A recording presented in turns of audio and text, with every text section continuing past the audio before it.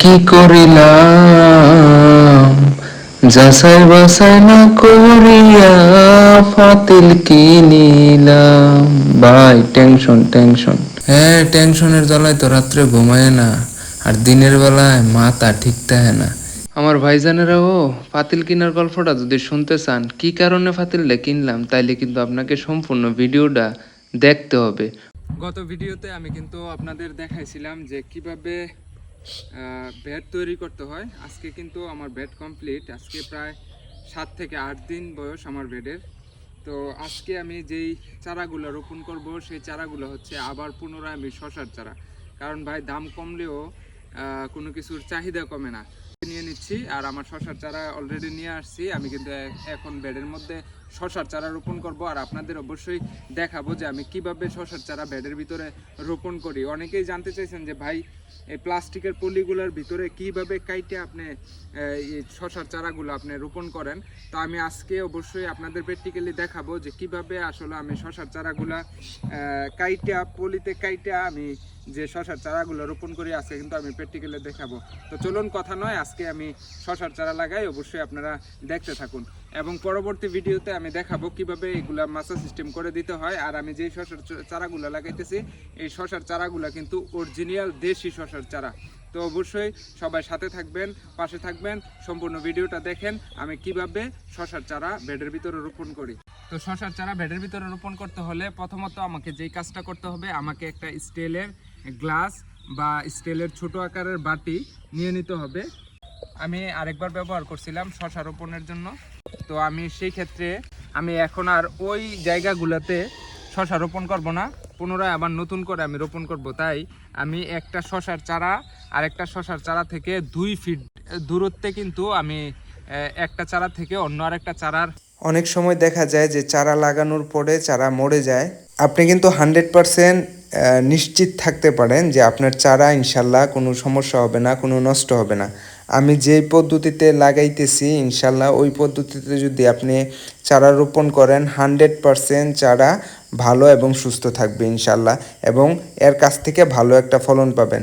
মাটির একটা ফাতিল 250 টাকা কেমনে হয়? ঘুমের দরজানায় তালা মাইরা দিছে।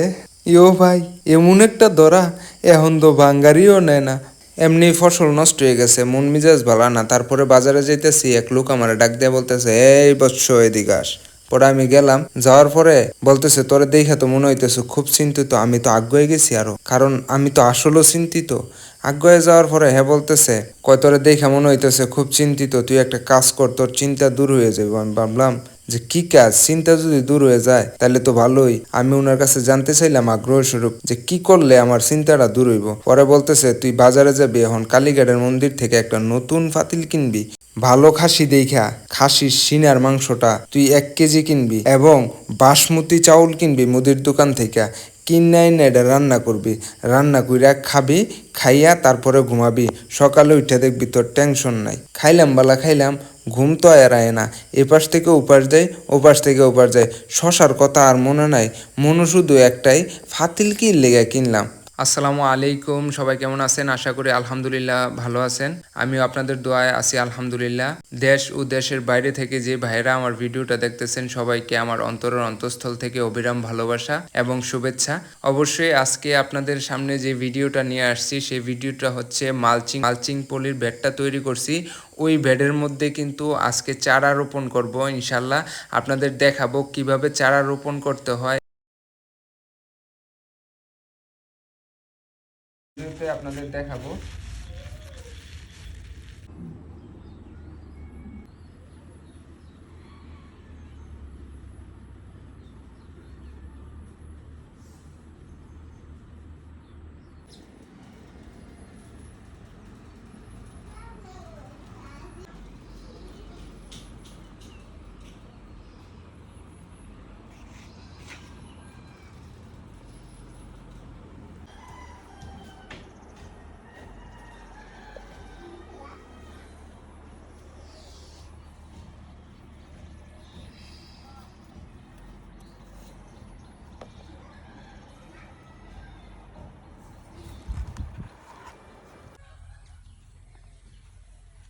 আজকে কিন্তু আমি একটা বেডের মধ্যে 17টা করে চারা লাগাইছি।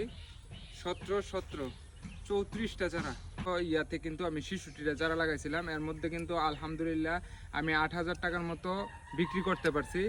আর যে 8,000 টাকার মতো লস খাইছি, আমি চিন্তা করছিলাম আপনার 16,000 টাকার মতো বিক্রি করতে পারবো।